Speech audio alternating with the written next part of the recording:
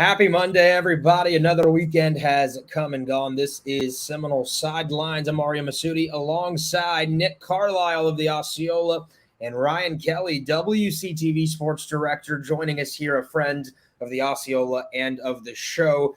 Gentlemen, let's get right into it. I want to thank those of you watching live on Twitter, on Facebook, and on YouTube. And, of course, this will be available on demand on Spotify, on Apple Pods, and everywhere else you get your favorite streaming devices and podcasts. All right, so, gentlemen, as we dive right in, we've got an action-packed show for you. We're going to talk some FSU baseball. We'll talk some softball and wrap it up with some March Madness. And then we might actually even talk a little bit of FSU football going to Ireland to put the finishing touches on this episode. We'll go about 25, 30 minutes here on this Monday afternoon. It's March 20th. It is chilly in Tallahassee a little bit this morning and into the afternoon. But you see Ryan Kelly's got his hoodie on, those of you watching. We are ready to rock. So, Nick, I will pose the first question to you. FSU baseball, you were there this weekend. They've had a rough week. Dropped a couple of midweek games at UCF. And then against Boston College, they dropped the Saturday and Sunday games. And right now are searching for answers, not just on the pitching staff, but maybe in that lineup too. Yeah, it's a frustrating time for this team for sure. And the thing that I think everybody needs to be reminded of is that this is a young team. There are 3 seniors on this team currently. One of them is Colton Vincent, and the other 2 in Nanner DeSatis and in Brennan Oxford, who came over from Wake Forest. They weren't on the team last year. So I think this is a young team. This is an emotional team that's playing emotional baseball, and it's going through a tough stretch. And especially with the Sunday game that you and I were both at, Ariya, where maybe the umping was a little bit inconsistent. It was pretty dire for both sides, and you could tell that kind of bled into the at-bats that the Florida State offense were having. Lots of strikeouts, which is uncharacteristic, lots of uncompetitive swings, which are uncharacteristic. And it was really just a very frustrating time, frustrating game for this ball club. Link's frustrated. He said so as much in his post game. You could tell the players are frustrated. And, this is really just a very quintessential dictionary definition stretch of a young team that's going through some growing pains. And it's probably going to get worse before it gets better, Ariya, because they got Virginia coming up next weekend and then Miami the weekend after that, and Florida, number 3 ranked Florida coming in on Tuesday. So it might get worse before it gets better. But I think Link really, not only with the pitching staff and with all the injuries that this team has, they're going to have to do a lot of figuring things out over the next couple of weeks. Without a doubt. And I think right now Florida State is searching for not just answers, but leadership. And I think some confidence. And they played so well early in the year that, this little downstretch, so to speak, in this losing streak, I don't think has served them very well. They came out Friday against Boston College and played pretty well, but Saturday and Sunday offense just kind of left them. And that's tough when you're trying to deal with a young team, especially. So I'm not sure, where they go from here. They've got a big week coming up. It's going to be tough to have Florida and then at Virginia. It certainly doesn't get easier. And I think right now the guys are just in a rut. And Ryan, as I come to you with this now, they don't seem to be playing with a ton of energy and confidence, like I said, with this team, at least over the last couple of weeks. And, I don't want to say that's expected, but, these are guys who throughout their history at the Florida State program haven't always had that confidence, always had that edge. It's easy to have that when things are new and things are simple. Opening weekend, you get the sweep, you go to TCU, you get a big top 10 series, and now you've been punched in the mouth. And now you're not getting this across. And now that this pitching staff has some holes in it. Now that, you're going to have to outscore some teams at times. Yeah, I think you can kind of feel it permeate throughout. And this was a real tough one. Link Jarrett talked about on Friday just how proud he was of that team after what they did at UCF to have, the best ACC performance they've had in a decade. And then you blink and it's gone. And listen, I also get it was a weird weekend at home. I understand that, not exactly the raucous Hauser home crowd that you're expecting when you're playing at 7 p.m. in the rain and it's cold, and then 11 a.m. when, people are just barely pouring their cup of coffee sometimes on Sunday, or they're headed to church. Not everybody's going to Hauser. I get it was kind of a funky weekend on top of all of this. But overall, Florida State, yeah, you said it. There's just no confidence when a pitcher comes in a high leverage situation, when Florida State's down a couple runs and maybe they've got somebody on base. It just doesn't seem like this team is playing with the confidence that the break is going to come their way, and it becomes a self-fulfilling prophecy. Nick, where do they go from here? I mean, what are answers? I mean, you posted a pretty in-depth breakdown of this team on our boards on the Osceola.com. What are the answers for FSU, if there are any right now? Well, really, the first thing is that they need to get healthy, and it's not necessarily like it's an overflowing amount of injuries, right? But it's definitely some key players. I think Cam Smith at third, tweaking his back, unfortunately, weightlifting, so he was dealing with back spasms throughout the remainder of the weekend. So him being at third, he's definitely, even though he may not produce the best at bats right now, he's definitely a big glue part of that defensive structure.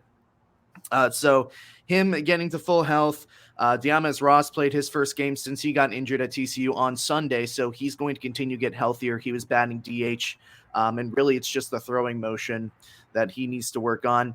So past the injuries, Holbrook's another one that's going to have to get into the fray as well. But past the injuries, this team just really needs to figure out its pitching, and that's hard because it's not really like there's any clear answers for the pitching right now. I think Carson Montgomery has been a big disappointment, and that's hard to say considering how talented the kid is. He's got a great assortment of pitches, lots of strikeout potential, some good swing and miss stuff, but it's upstairs where, he's really struggling.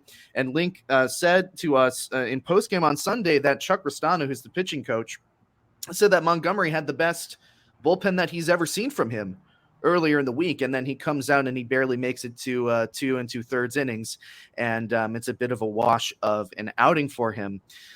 So not only is the younger starting pitchers in the rotation right now struggling, but the guy that you would hope is would take a gigantic step is struggling.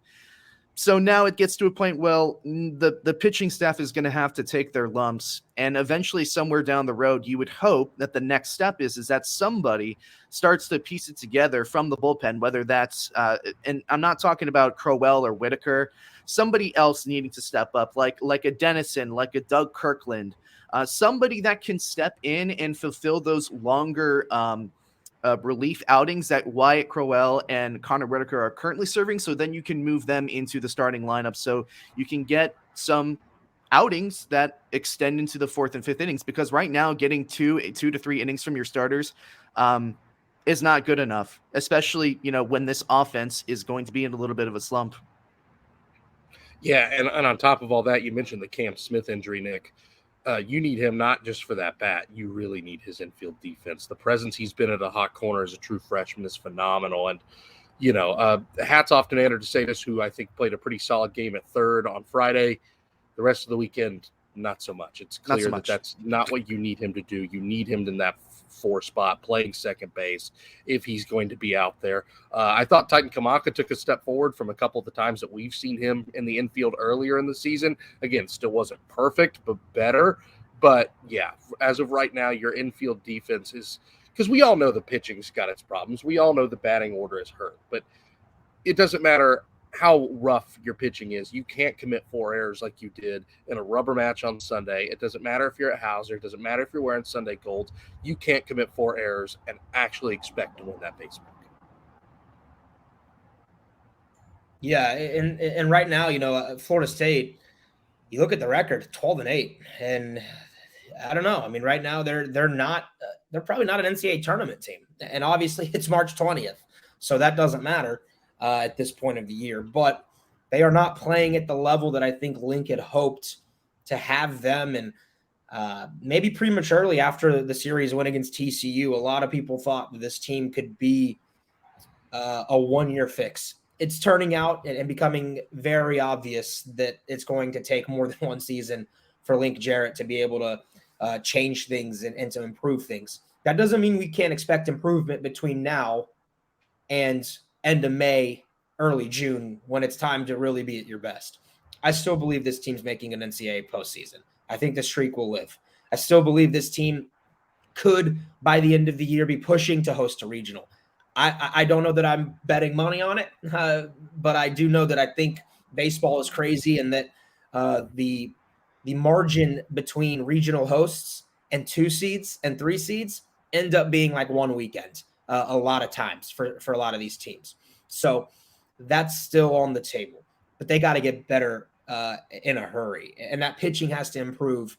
Carson Montgomery doesn't make it out of the third again. Jackson Ballmeister struggles on Friday. He was maybe a bit unlucky, but 2 of your 3 starters struggling right now. You get Wyatt Crowell scratched from his Saturday start. That's worrisome if we don't know the extent of that injury coming up. But Nick, I agree with you. They got to get healthy. This team is much better when healthy. You know, Ross comes back on Sunday finally. You get Holbrook and Cam Smith back. You're talking about 3 all-conference types in your lineup.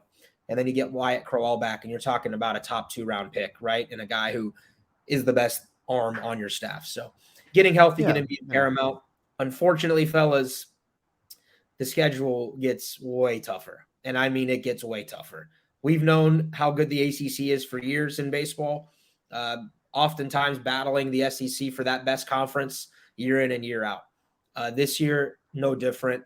You get Florida on Tuesday here in Tallahassee, and then you go to Virginia, a place FSU hasn't played exceptionally well historically over there at Davenport. And so the Noles are going to have to band together. Ryan, I feel like this is a really big week for Link Jarrett and FSU baseball. I don't think you have to go 4-0 per se, but if you find a way to go 2-2 or 3-1, I do think you're starting to kind of inch back towards where you want to be here in a couple of weeks.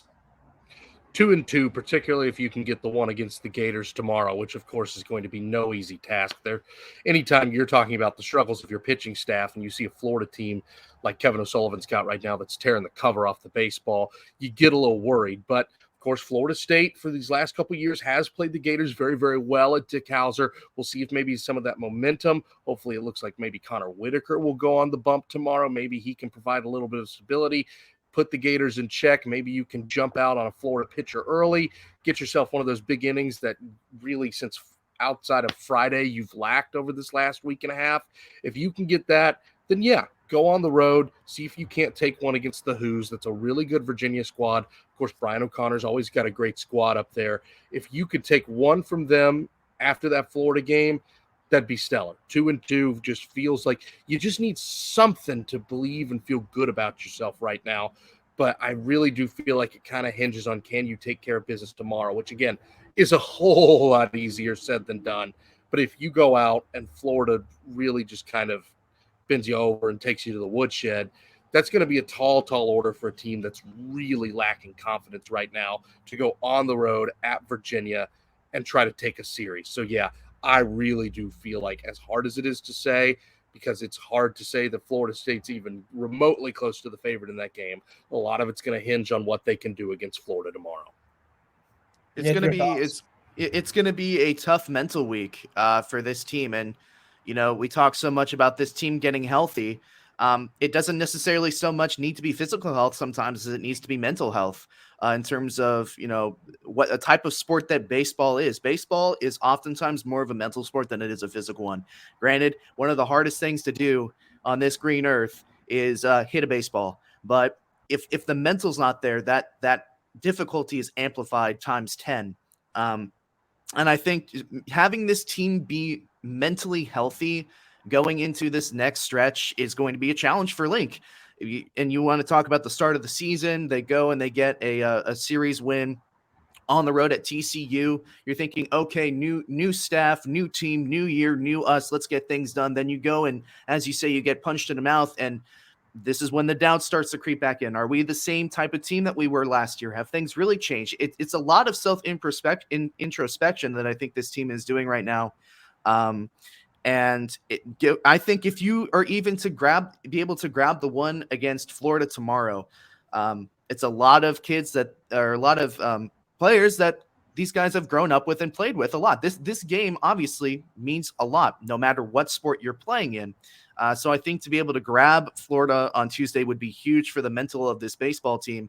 And then I do think that 2-2 is the most optimal that you can get. Maybe you get lucky and you grab the Friday game. I'm not quite sure which day Virginia likes to run its best arm. I don't know if they're Fridays or Saturdays type of team. But I think really the one against Florida tomorrow is the big one. I agree. And it feels like, guys, if Florida State finds a way to win this game, it can kind of trigger maybe a streak for the Noles, right? Oftentimes when you play your rival, it's going to be emotional. It's going to be high intensity. And this has an opportunity, I think, to kind of ignite the Noles moving into Charlottesville. That's a good UVA team, by the way, who's up to number 8. Very good. In the D1Baseball.com rankings. And they just are coming off of series wins against UNC and NC State, both top 25 teams. So the Who's are playing well. Man, Brian O'Connor is one of the best coaches in the game, and he routinely has those guys playing. And I think that's going to be probably a weekend in Charlottesville that you're going to see 5,000 fans a game for Florida State, right? That's a big brand. It's a beautiful ballpark out there, and the Noles, we'll see. Maybe that's what it takes for FSU to kind of get into a big atmosphere on the road the way they did at TCU. And that oftentimes has a way of locking you back in somehow, getting us against the world type mentality. So big week for FSU baseball. There you go on your screen, 7 p.m. tomorrow against the Gators at Hauser. I actually believe I heard that game already sold out. They put out a graphic. The U.S. game, 6,700 tickets have already been sold. So good luck scalping. Hope you know somebody. Those of you who have tickets, come on in to Hauser, and let's see if the Noles can go to 1-0 against their rivals from Gainesville.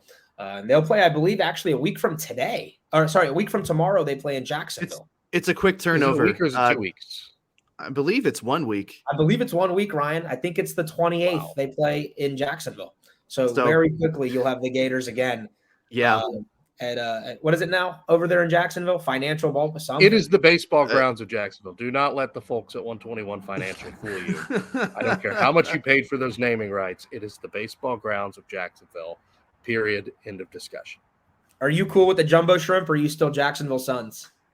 I mean, I'm a Suns guy through and through. But, if you want to sell some merch, more power to you. It's a free country. Gotcha. All right, moving on. Let's talk a little FSU softball here. As bad as it's gone. Get off my lawn. Yeah, as bad as it's gone for baseball this week, and they're going to have a chance to rebound here on the road. Softball has looked really good, right? And they sweep Syracuse 3-0, and they're starting to look like that team that Lonnie Alameda has. Ryan, they went to Oklahoma last week. Dropped a couple of heartbreakers to Oklahoma State, and then it took Oklahoma to the brink. But they showed really well, and this is why you play that schedule. Oh, 100%. This is why you play that schedule. It's like maxing out at the gym and then going to like half that weight for the first time in a long time. You think to yourself, this is a lot lighter than I remember. This is why you go play a 3-game series against the Cowgirls and then a midweek against the Sooners. This is why you play the Clearwater Invitational. This is why, even if the home tournaments didn't have, a murderer's row this year, this is why you're still challenging yourself with a different team every single day in those situations. Because Coach loves to work with that lineup, figure out what works, figure out what doesn't when you get into the meat of conference play. But also, sometimes when you go against, and again, we've talked about it before, the ACC is light years better than it used to be. Syracuse not among those teams light years better than they used to be. So when you go up against one of these opponents, you realize, wow, we really are sticking good. That was the perfect ego boost, I feel like, for Florida State this week. And you didn't have to do much on Friday. I mean, you run rule in 5 innings, and they walked in most of those runs. And then other than that, Florida State did what they did best: aggressive, good offense, sound fundamentals. Florida State did what they needed to do against an opponent that they needed to do it against. This is the team that we all expected, back at home, feeling good about themselves. And again, there's no shame in going 1-3 in Oklahoma, particularly as tough as you played both of those squads in their backyard. You really felt like you had that OU game until late. This was what the doctor ordered after a tough week. you know that this team is really still stinking good. They're going to be good throughout conference play, and they're going to be a contender yet again in the ACC. Kat Sandercock was really good twice for Yeah, she Florida was. State. They're finding answers in the circle. McKenna Reed, outstanding freshman. It seems like Allison Royalty might be taking a step forward for Florida State as well. She threw well in game 2, and they still have Dubois that they're trying to find a role for her. But there seems to be that, four-headed monster right now. Kat Sandercock leads it. McKenna Reed might be your most talented arm, but then you have the experience of a Royalty and Dubois. Nick, how impressed have you been with FSU softball yet again this year? Because it seems like they're well on their way to being able to host through the NCAA tournament and put themselves in a good position to get back to OKC. I've been very impressed, and for the same reason that Ryan kind of stated. Like, this is the reason that you play the schedule.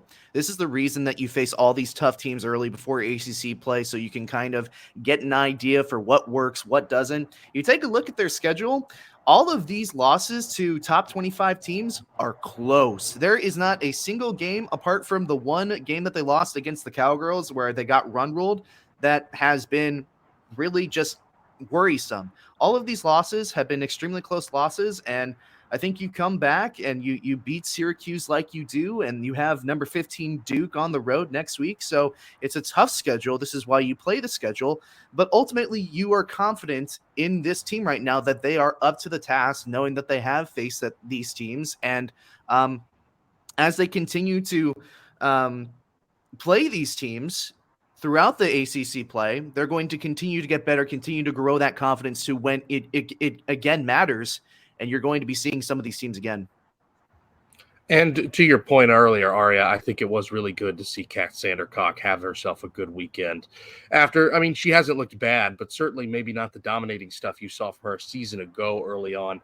To get this weekend, to have full command in the circle, I think is great for the confidence of this staff going forward. Of course, Coach loves that she has so many options, like you talked about.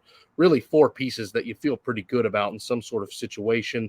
Don't let teams see the same arm throughout the lineup again and again and again. Of course, it's a little bit of a different approach for softball as the game kind of begins to change more towards this.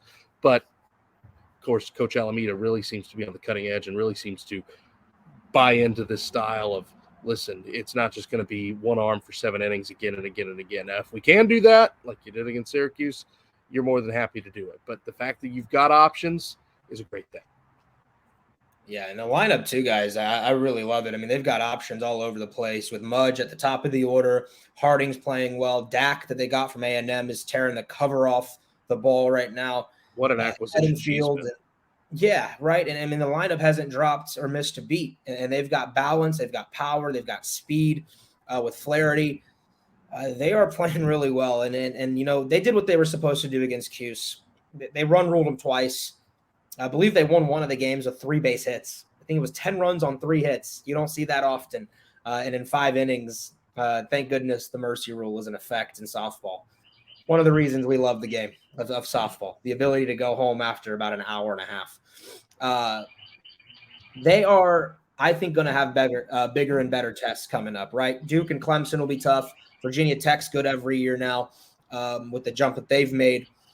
But I was, more so than ever, I was impressed with them out in Oklahoma. What they did at Okie State, coming back from behind in game 1 to have kind of that cardiac kids approach that they've always had. And then, game 3 for them was tough. They lost in basically the bottom of the 6th. They had the lead, and Oklahoma State, that's a top 5 team that made some plays on its home field. And then against Oklahoma, you have the lead in the middle innings after a big blast. I don't think Dak's ball has landed yet, actually. That's how far it hit. And, you got some gritty play that's reminiscent of every team Lonnie has had here in Tallahassee. So that prepares them for postseason. I really don't believe that they're going to get upset on their home field again like they did last year against Mississippi State. This is an FSU team that's clearly building right now for a run to OKC. And once they get there, I think they have plans on winning the whole thing. That's kind of the way it goes with Lonnie Alameda and Kocha and how they play here in Tallahassee. So they've got a pretty interesting schedule coming up as well as they just knocked off Syracuse. But it's going to get harder for them. And, Ryan, you do a great job covering them on WCTV. Nick, I know you and I will be alongside Bob trying to get out to softball at some point here soon and getting some coverage on the Osceola.com. But keep it locked in with Alameda's team. They're really, really good yet again. Let's transition quickly for a couple minutes into some March Madness. And Ryan, our brackets are, mine's actually relatively intact. I was going to say my Final Four is intact, so we're good. Which is all that matters. But, man, I took some hits in the first weekend, and there were some upsets all the way around. How about the Knights of Fairleigh Dickinson and the run that they made? Wow, we were rooting for them, huh? At what point do poor Purdue fans, where else can you get? This is Indiana. This is Basketball USA. You're already kind of the little brother in the state behind IU. I mean, technically behind Notre Dame, if you want to get more specific, even though you're more of the basketball school. You've had all these great chances and these great players throughout the years, and you just cannot seem to put it together. I mean, what a brutal loss. Zach Edey looked like he had two left feet at times in that game. And Fairleigh Dickinson, good guard play is going to win you games in March, and that's exactly what they did. They came out aggressive. They didn't come out scared at all, took the absolute right approach. When you've got your coach telling CBS cameras, the more I see of them, the more I can beat them. That's all mentality. That's all beating in your brain. This is not a formality. We can go out here and do this, take care of business. I loved the approach. I loved everything they did. And, yeah, if you're Purdue, you find yourself looking for answers. I know Fairleigh Dickinson fell last night, but still, I mean, what an accomplishment. Only the second 16 ever to take down a 1. Yeah, how about Princeton and what they did in the NCAA tournament? They make it to the Sweet 16. I don't think anybody thought that the Ivy League's darlings would advance this far. They did take down Dennis Gates, Nick Carlisle, one of our own former Seminole assistants. But this is why they call it March Madness, right? I mean, this is the best. No, this is absolutely why you call it March Madness. And I am so happy as a basketball fan, a college basketball fan, that it's lived up to the name more and more every single year. Last year, I thought was crazy. The year before that, I thought that was crazy. And then, again, you have Fairleigh Dickinson taking down Purdue. Arizona goes down. Baylor goes down. So you have not only Kansas goes down. So, you have last year's winner out. You have the year before that's winner out. And great for Princeton. Honestly, I love Cinderella stories like these, especially like the Ivy League schools. And, Creighton taking down Baylor makes it to where Princeton could realistically go even further. Now, Creighton's a pretty good basketball team, obviously, but Virginia going down as well. This is why they call it, March Madness. And, I'm extremely pleased with this year. I actually saw something. I don't know if you guys saw this, but it's like the March Madness tournament costs something like $17 billion or something, $25 billion to run. I don't know. Lots of money, and it's worth it every single time. Well, I can guarantee you they make it all back. Yeah. Yes. Ryan, I know you want to talk about it. UVA laid it up a little bit for you. Take the floor. Boy, howdy, you hate to see it. You just hate to see it. All honesty, it is, from the Virginia perspective, that's brutal, because not only do you lose the guy you've loved for all 12 years he's been in college, Kihei Clark, is the reason you lose, with one of the most egregious turnovers down late. But from the fan perspective, yeah, that was delicious. That was wonderful to see them lose in the way that they did. I mean, really, outside of that title, which you could argue Virginia got a little nudging in the right direction when they won that title game. I mean, the fouled 3 against Auburn to even make that title game with Kyle Guy with like a second to go. The iffy possession call in that game. But anyway, that's all sour grapes at this point. But Virginia, if Virginia doesn't have that title run, we're sitting here talking about Tony Bennett the same way we're talking about Matt Painter and Purdue. If you really think about it, I mean, this was a game that, again, Furman just hit the shots they needed to. They stuck around, and when the moment happened, they were ready for it and got one of the best shots and one of the best Kevin Harlan calls you'll ever have. So good. Still so good. And how about Andrew Catalans and FDU Believe It? I think that's an excellent one there as well. So that's things that we're going to have to keep an eye on. I think it gets better and better in this tournament. Now we get down to it. Fellas, do you have favorites right now? Ryan, I'm sure you say your Final Four is intact. So who are you looking at right now to make a deep run past the Sweet 16 into the Final Four? I'll tell you what, I get they're banged and bruised, but I still really like the UCLA Bruins. The way that Mick has them playing basketball right now, it's gritty, it's defensive. I get sometimes when it comes to UCLA, and even back when Coach Cronin was at Cincinnati, you're at the discretion of the referees sometimes with as aggressive as they play. Not every whistle is going to treat that as kindly as they have throughout the years, but I just really like the way they play ball. They find ways to score points.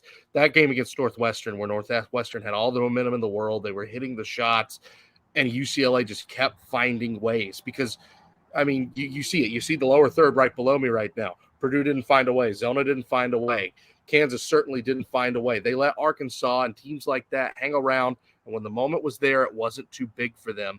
And UCLA easily could have done that against Northwestern, but they found it deep down. They look like a team that's playing on a mission. I really like the Bruins. Of course, Alabama looks like Alabama, the number 1 overall seed. We'll see what keeps going with the Tide. And, obviously don't want to touch on all the outward stuff swirling around that program right now. But it certainly does look like a team that's been able to put the blinders on, kind of ignore that, at least for tournament time, and just play their game. We'll see how that plays out. But yeah, right now, UCLA was my pick before the tournament. They stay my pick here. I like the Bruins. Nick, do you have a favorite right now? Who looks real good in your opinion? I mean, I would have to agree with Ryan.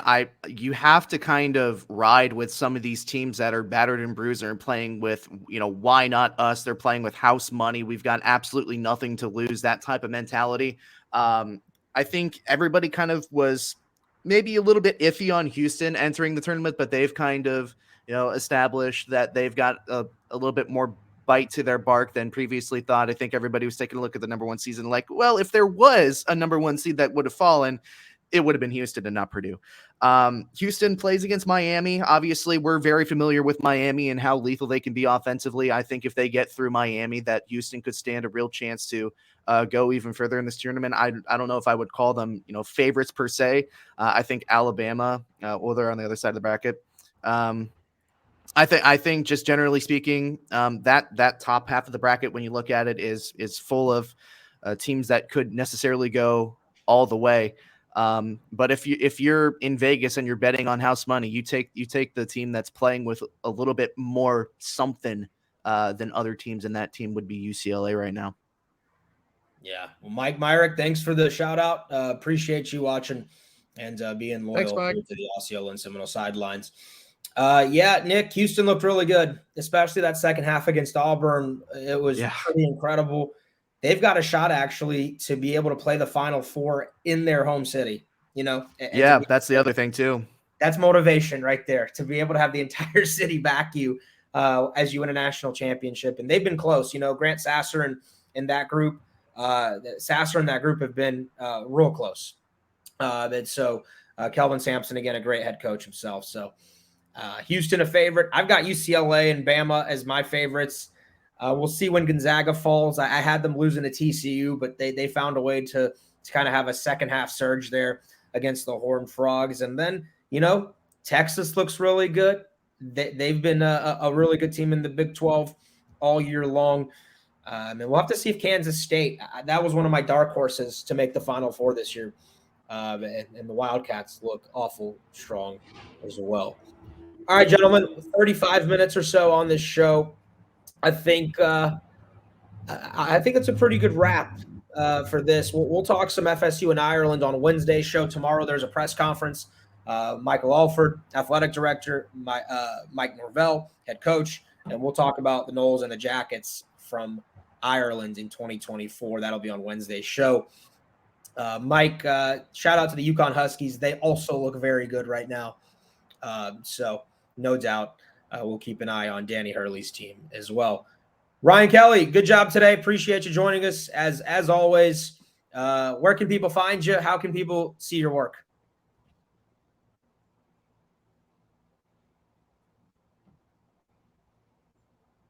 Did we lose Ryan? I think we might have lost. I think we might have lost Ryan just momentarily. Ryan. That's all good. Nick, where can people find your work?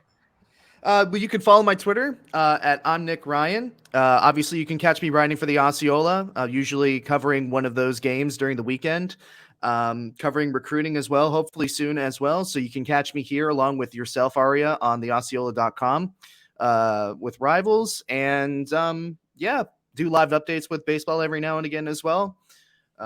Basically, I'm with you right here. So if you want more of me, I'm in the same place as everybody else. All right. Thanks to Ryan Kelly for joining us. Nick Carlisle. I'm Ariya Massoudi. Again, if you want to watch this back on YouTube, Facebook, or Twitter, you can. And on audio, Spotify, podcasts, everywhere you find them, Apple as well. And make sure you subscribe to theosceola.com. Appreciate you guys. For Ryan and Nick, I'm Ariya. This has been Seminole Sidelines.